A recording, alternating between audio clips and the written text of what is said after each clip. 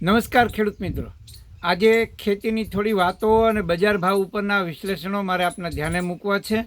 સૌપ્રથમ તો દેશમાં વરસાદ ખેંચાણો છે એટલે ખેડૂતો ચિંતિત છે, પણ હવે આગાહીકારો એવું કહી રહ્યા છે કે જુલાઈના પ્રથમ સપ્તાહમાં સારા વરસાદની સંભાવના રહેલી છે. અત્યારે દેશમાં 166 મુખ્ય જળાશયોમાં પાણીનું સ્તર ક્ષમતા કરતાં 26% ઉપર પહોંચ્યું છે, એટલે ક્યાંક જ્યાં વરસાદ થયા છે એ દેશની વાત છે. દેશમાં ચોમાસાની ધીમી પ્રગતિથી ખરીફ વાવેતરમાં વિલંબ, એટલે વાવેતરની પેટર્ન પણ બદલાઈ શકે, અને આમ જે માની લો કે ખેડૂતોએ નક્કી કર્યું હોય એના બદલે બીજો પાક પણ વાવેતરમાં ફેરફાર થઈ શકે. અમેરિકામાં હીટ વેવની આગાહીથી શિકાગો સોયાબીન વાયદામાં મોટો ઉછાળો, એટલે કે ગરમીનું પ્રમાણ વધવાથી સોયાબીનના જે વાયદાઓ છે એમાં ઉછાળો છે. નાફેડની મગફળીના ભાવમાં 100 રૂપિયાથી 200 રૂપિયાનો ઘટાડો થાય એવી અત્યારે સંભાવના જોવાઈ રહી છે, અને સરકારી એજન્સી પાસે હવે એક સારા માલનો સ્ટોક પૂરો થવા આવ્યો છે.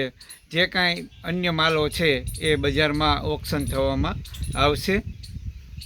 આ ઉપરાંત એરંડાના પીઠાના ભાવ અત્યારે 1400 ઉપરની છતાં આવક વધતી નથી, એટલે એક તેજીના સંકેત આપે છે. બાજરીની બજારમાં ટૂંકી વધઘટે ભાવમાં સ્થિરતા જોવા મળી છે. જીરુના નિકાસ કે લોકલ વેપારના અભાવે ભાવમાં ₹25નો ઘટાડો જોવા મળ્યો છે.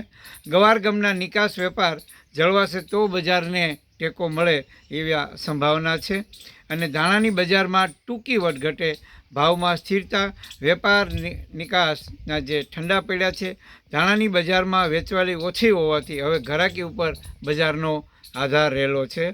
આમ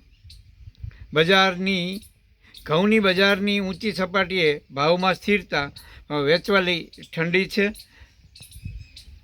દેશમાં ચોમાસાની આરંભથી વિલંબથી રૂના ઉત્પાદનમાં 20%નો ઘટાડાનો એક પ્રાથમિક અંદાજ આવી રહ્યો છે. રૂની બજારમાં પાખી વેચવાલી વચ્ચે ભાવમાં 200 રૂપિયાનો સુધારો છે. ધન્યવાદ.